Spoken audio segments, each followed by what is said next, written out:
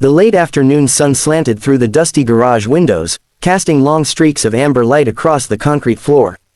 The air smelled of grease, rubber, and motor oil, the familiar perfume of hard work. Jack Forrester, a lanky man with worn jeans and a grease-stained work shirt, crouched beside an old bicycle near the back of the garage. His hands were steady, skillfully adjusting the warped front wheel as he hummed quietly to himself. Sitting nearby on an overturned milk crate was Mrs. Henderson, Margaret, though no one in town called her that. A small, wiry woman in her 70s with silver hair pulled into a tight bun and large glasses perched on her nose.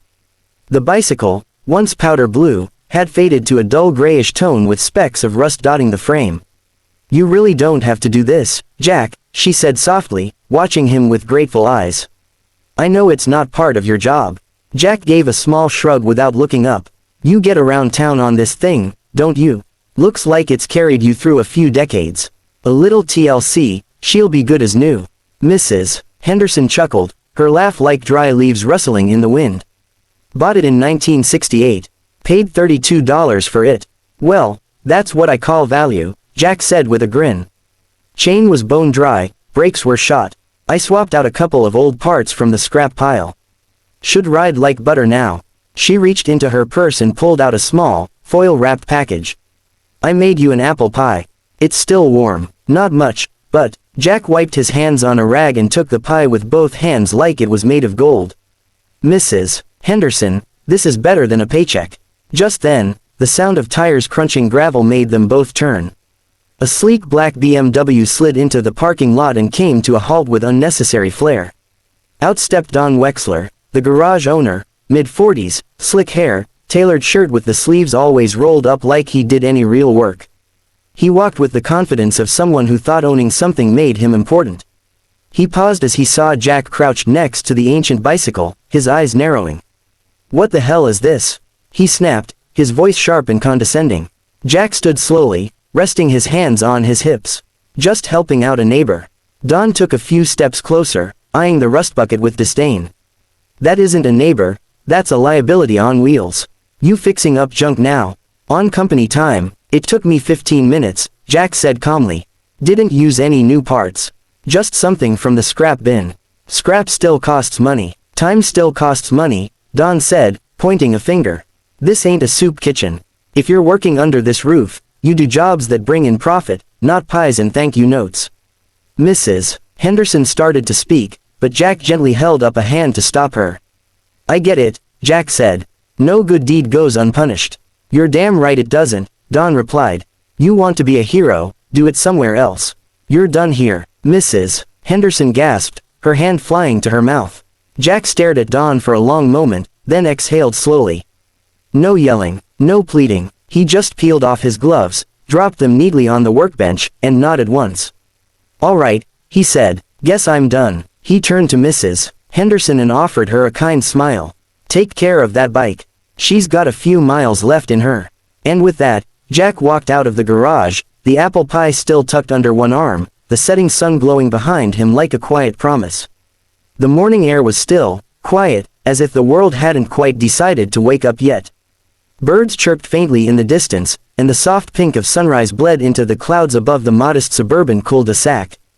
Don Wexler shuffled out of his front door, yawning, a robe flapping open over his boxers, clutching a steaming cup of coffee in one hand and rubbing his temple with the other. His hair was a mess. The night before had been long, filled with bourbon and television reruns, and the hangover was already setting in. He stepped off the porch, expecting to retrieve the morning paper like always, but stopped cold. Parked directly across his driveway were 7 identical black SUVs. Big, sleek, and sinister. All of them polished to a military-grade shine, engines quietly idling, their sheer bulk blocking any chance of Don leaving his property. His eyes widened, and his mug tilted in his hand, a splash of coffee hitting his bare foot. "What the?" he muttered, blinking hard.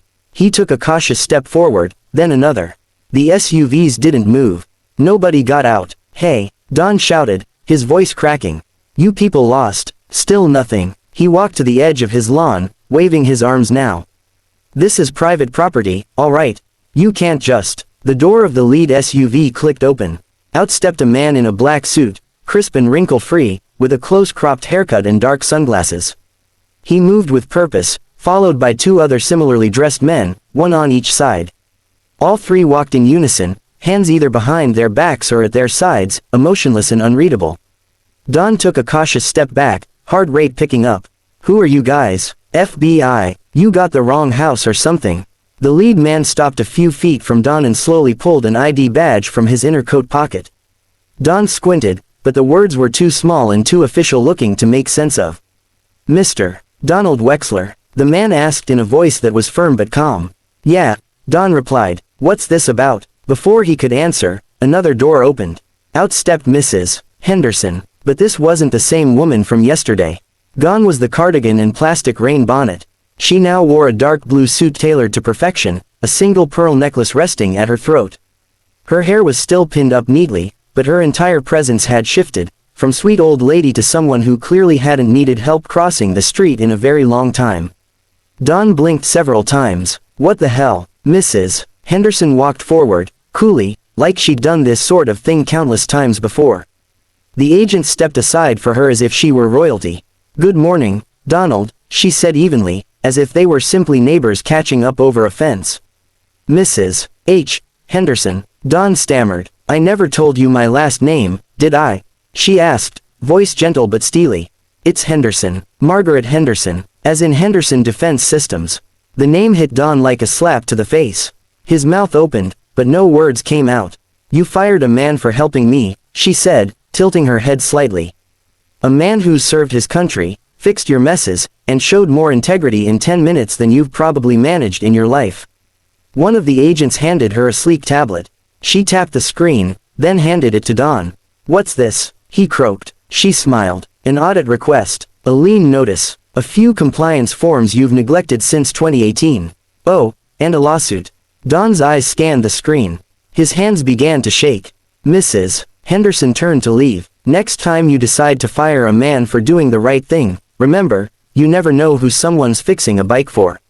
She stepped back into the SUV, door shutting behind her with a satisfying click. Don stood frozen, the morning suddenly feeling a lot colder.